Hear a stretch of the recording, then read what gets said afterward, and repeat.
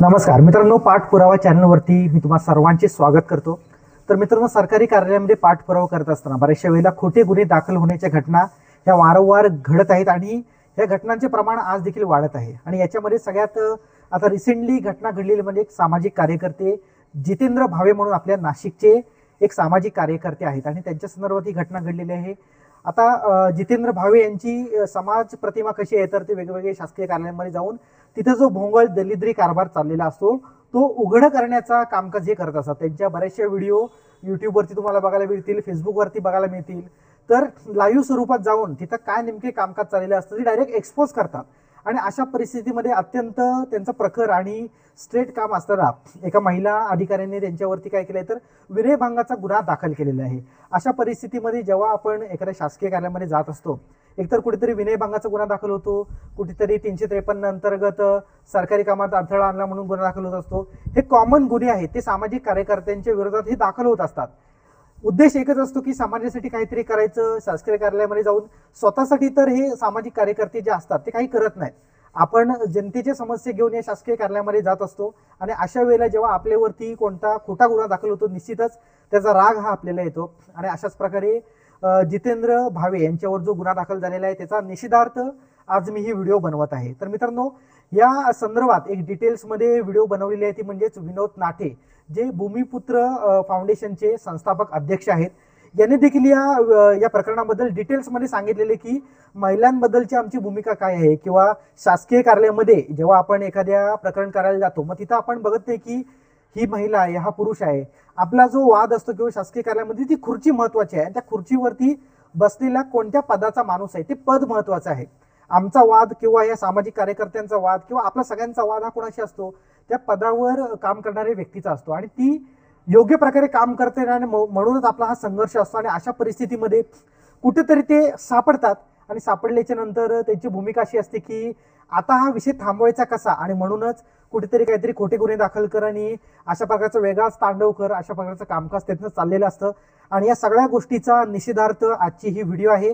निश्चितच जितेंद्र भावे यांच्यासोबत पाठपुरावा चॅनलचे 33,000 सबस्क्रायबर असतील किंवा आपले जे विनोद नाटे सर आहेत, आता हे खूप मोठी आहेत। आता मी तेवढा मोठा नाही की त्यांना मदत करेन, त्यांना सपोर्ट करेन, पण मी त्यांच्यासोबत त्यांच्या पाठीला त्यांच्या हाताला हात धरून त्यांच्यासोबत चालणारा माणूस आहे। आणि आपल्या सगळ्या 33,000 सबस्क्रायबरांना सुद्धा आव्हान राहील की त्यांनी सुद्धा ही परिस्थिती अनुभवलेली आहे। सरकारी कार्यालयामध्ये कशा प्रकारची वागणूक मिळते ही त्यांना चांगली माहिती आहे आणि म्हणूनच मी सर्वांना आव्हान करेल की यांच्या सपोर्टार्थ आपण उभे राहायचं आहे। निश्चितच त्यांना पॉझिटिव्हिटी आपल्याला द्यायची आहे। एकदम डिटेल्समध्ये व्हिडिओ त्यांनी बनवलेली आहे आणि याच्यावरती विनोद नाटे यांनी त्यांची प्रतिक्रिया काय मांडली आहे या व्हिडिओच्या माध्यमातून आज आपण बघूया। तर कोण? मी विनोद नाठे, भूमिपुत्र फाउंडेशनचा संस्थापक अध्यक्ष। मी महाराष्ट्रातील सर्व जनतेला आज या ठिकाणी एक निवेदन करणार आहे। काय झालंय, आज मी सकाळी पेपर उघडला आणि मी पहिल्या पानावर बातमी वाचली की जितेंद्र भावे यांच्यावर विनयभंगाचा गुन्हा दाखल झाला। आता हा जितेंद्र भावेंवर नाहीये, हा गुन्हा दाखल झालाय तो प्रत्येक सामान्य माणसावर। कारण जितेंद्र भावे सरकारी कार्यालयामध्ये का जातो? मी फाउंडेशनच्या माध्यमातून सरकारी कार्यालयामध्ये आम्ही का जातो? जेव्हा जनतेचे प्रश्न आमच्याकडे येतात आम्ही ते प्रश्न घेऊन त्या अधिकाऱ्याला तो त्याचं कर्तव्य नीट बजावत नाही, तो त्याच्या कर्तव्यामध्ये कसूर करतो। अरे ज्याला जनतेच्या करातनं त्याला जो पगार मिळतो त्या पगारात तो त्याचे कर्तव्य विसरून जातो आणि जेव्हा जनतेकडनं पैसे घेतो, लाच घेतो, रिश्वत घेतो आणि जनतेचे कामं करत नाही, मग त्याला जाऊन जाब विचारला की मग त्यांनी काहीतरी एक मागे होतं 353 सरकारी कामात अडथळा, आता काहीतरी म्हणे विनयभंग। परंतु माझं या माध्यमातून सर्व सरकारी अधिकाऱ्यांना, महिला अधिकाऱ्यांना माझं या माध्यमातून एक आव्हान आहे। अरे आम्ही आहे ना, जेव्हा कार्यालयात येऊन भांडतो ना, आम्ही तुमच्याशी नाही भांडत, आम्ही तुमच्या खुर्चीशी भांडत असतो, त्या पदाशी भांडत असतो। आम्हाला हौस नाही त्या खुर्चीवर कोण बसलंय, बाई बसली, पुरुष बसलाय, आम्हाला काय घेणं त्याच्याशी। मग आमची लढाई ही त्या खुर्चीबरोबर असती, तुमच्या पदाबरोबर असती, मग तिथं काय संबंध? आणि महाराष्ट्रातील पोलीस बांधवांनो, तुम्हाला एक विनंती आहे, कोणत्याही घटनेमध्ये आपण काय बघतो त्याचा उद्देश बघतो। एखादी स्त्री आहे विहिरीत पडते म्हणून तिचा हात धरला, आणि एखादी स्त्री आहे तिची छेड काढण्यासाठी हात धरला। हात धरणं ही क्रिया सारखीच आहे, परंतु तुमच्या डोक्यात काय विचार होता? तिला वाचवणं होता, मदत करणं होता की तिची छेड काढणं होता? तो उद्देश तर बघा ना। भावे गेले असतील, भावे बोलले म्हणजे प्रत्येक मग उद्या महिला अधिकारी असेल तर तिथे जाऊन त्यांना जाब कोणी विचारायचंच नाही। मग त्यांनी लगेच मला लज्जा वाटली, अरे मी हा काय प्रकार आहे. म्हणून माझी सगळ्यांना विनंती आहे, आणि माय मावल्यांनो, तुम्हाला महाराष्ट्रातील तुम्हाला हात जोडून माझी विनंती आहे, अरे 21व्या शतकात विज्ञान युगात आपण एवढी प्रगती केली, मानवाचं साधं नख बनू शकत नाही, आणि स्त्रियांच्या पोटामध्ये माणूस तयार होतो. अरे ते स्त्रीत्व तुम्हाला देव पण देतं. म्हणजे ईश्वराच्या मानव निर्मितीच्या कार्यामध्ये तुम्ही थेट सहभागी आहे. मी माझ्या व्याख्यानांमध्ये सांगतो, या पृथ्वीवर जर देवानंतर कोणी देव असेल तर त्या माझ्या स्त्रिया आहे, आणि तुम्ही त्या स्त्रीत्वाचा बाजार मांडू नका. उगाच काहीतरी बांधावरून भांडण झालं, कुठं काहीतरी झालं, भाऊबंदकीत झालं, समोरचा आपल्याला ऐकत नाही, मग लगेच विनयभंग, त्याने माझा हात धरला, त्याने माझ्याकडे असं पाहिलं का मला लज्जा निर्माण झाली, लज्जा निर्माण झाली का लगेच 353 लगेच विनयभंगाचा गुन्हा दाखल करायचा. पोलीस बांधवांनो, माझी विनंती आहे तुम्हाला, हे जितेंद्र भावे काय त्या कार्यालयामध्ये त्या बाईचा छेड काढायला गेले होते, काय त्यांचा उद्देश काय होता, हेतू काय होता? फक्त ती तिचं कर्तव्य व्यवस्थित करत नाहीये, ते जाब विचारायला गेले, जनतेचे प्रश्न घेऊन गेले. आणि आज प्रत्येक अधिकाऱ्याला असं वाटतंय की आम्ही ह्या देशाचे मालक आहे. ए बाबा, तुम्ही मालक नाही, 140-42 करोड जनता, ही जनता मालक आहे. म्हणून हे महाराष्ट्रभर टोपी घालून फिरताय का जनताच मालक आहे म्हणून. आणि हे सगळं भावेसाहेब आहे बघा, महाराष्ट्रातील सर्व जनता तुमच्या बरोबर आहे. बघा, तुमचं निर्भय महाराष्ट्र पार्टी असू द्या, भूमिपुत्र फाउंडेशन असू द्या, अनेक आम्ही फक्त रस्ते आमचे वेगवेगळे, आमचा उद्देश एकच आहे. आम्हाला एकच म्हणणं आहे की देशातील जे नागरिक आहे त्यांना त्यांच्या अधिकाराची जाणीव करून दिले. आपण ह्या कुठल्याच सरकारी कार्यालयामध्ये गेल्यानंतर असं वाटत नाही की ही जनता ह्या देशाची मालक आहे म्हणून. तेच मालक वाटतात. हा, तेच मालक वाटतंय त्यांना, असं वाटतं. म्हणजे आणि काय होतं, निर्डावले कशामुळं? कारण त्यांच्यावर लक्ष ठेवायला जे निवडून पाठवले ते पण त्यांच्यात सहभागी झाले. एकमेका सहाय्य करू अवघे हो श्रीमंत, तुम्ही संगनमत केलंय पुढारी आणि अधिकाऱ्यांनी, आणि देशाला लुटायचं काम चालू आहे. म्हणजे पुढाऱ्यांनी अधिकारी वाचवायचे, अधिकाऱ्यांनी पुढारी वाचवायचे, आणि मग जनतेने काय? हा, मग जनतेला तुम्ही काही अधिकार ठेवले नाही. म्हणजे कुठल्या कार्यालयामध्ये गेलं की अरे जनता, विदेशामध्ये जाऊन पहा तुम्ही, सर आणि मॅडमनी अधिकारी बोलत असतात नागरिकांबरोबर, परंतु इथं अधिकारी काय भाषेत बोलत असतो? हा, जसं काय त्याच्या दारात तो भिकारी आलाय, हाकलून द्या, ढकलून द्या. अरे मी पाहतो साहेब, महाराष्ट्रभर जेव्हा शेतकरी आहे ना, जेव्हा या अधिकाऱ्यांच्या दारात जातो ना, त्याला एकदम असं तसं काय एकदम भिकारी आलाय दारामध्ये, अशा पद्धतीने. अरे पण, आणि मग तुम्हाला येऊन जा विचारला का मला म्हणता आम्ही शेतकऱ्याची पोरं आहे. अरे शेतकऱ्याची पोरं आहे, पण तुम्ही अधिकारी झाले, बापाला विसरले ना. बापाला विसरले नसते तर तुम्ही त्या शेतकऱ्याला तिथं सॅल्यूट मारला असता, आणि तो मारला पाहिजे, तो मालक आहे तुमचा. म्हणून मी महाराष्ट्रातील सर्व पोलिसांना या माध्यमातून एक विनंती करतो की तुम्ही गुन्हे दाखल करताना तो गुन्हा त्याचा उद्देश तो होता का, त्याचा मोटिव्ह, त्याचा काहीतरी उद्देश पाहिजे ना. एखादी कृती आपण करतो त्याच्यात उद्देश पाहिजे. एखादा दरोडेखोर आहे, त्याने एखाद्या व्यापाऱ्याला अडवलं आणि त्याच्या पोटात चाकू खुपसला का? कारण त्याचं धन लुबाडायला.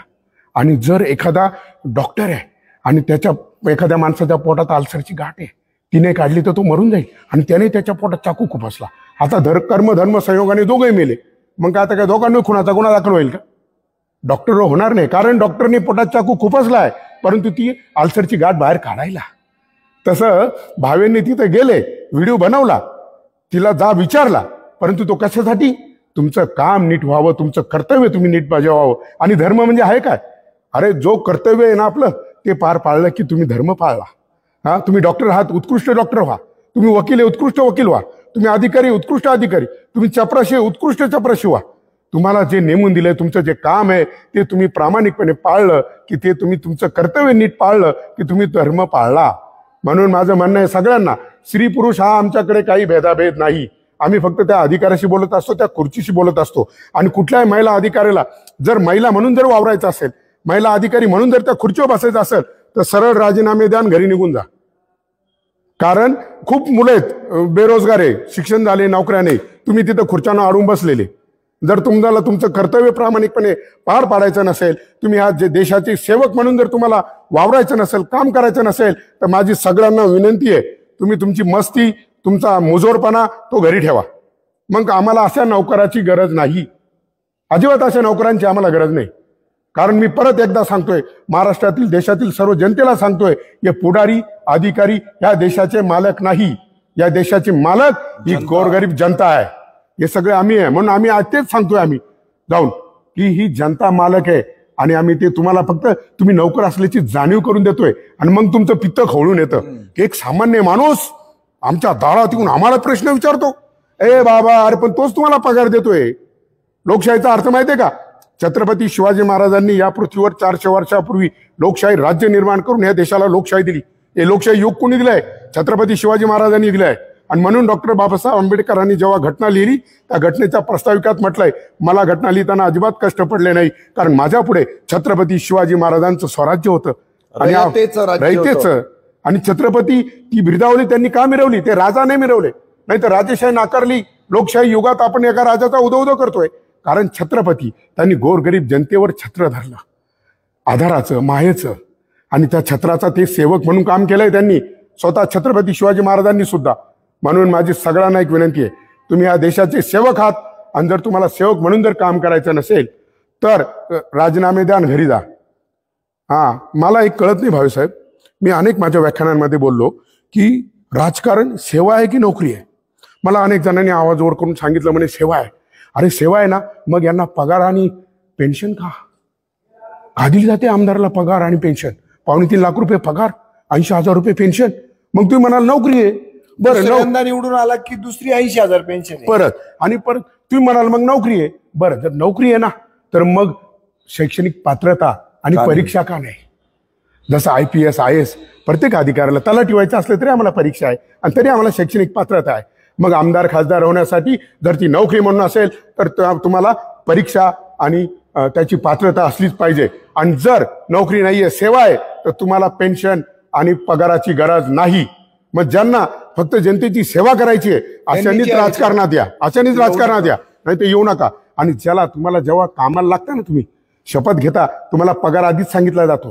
तुम्हाला त्या पगारात जर भागत असेल ना तरच या नोकऱ्या करा, नाहीतर सरळ राजीनामे द्या आणि घरी निघून जा. अजिबात, आणि स्त्री पुरुष म्हणून अजिबात वावरू नका. आम्हाला तुमच्यात स्त्री म्हणून आम्ही तुमच्याकडे कधीच बघत नाही.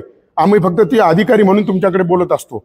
आणि तुम्ही त्याचा दुरुपयोग करून स्त्रीत्वाचा बाजार मानून जर खोटे नाटे गुन्हे दाखल करून सामाजिक कार्यकर्त्यांवर खोट्या कारवाया करून खोटे गुन्हे दाखल करून जर तुम्ही सामान्य जनतेचा आवाज दाबण्याचा प्रयत्न करत असाल तर आम्ही ते सहन करणार नाही.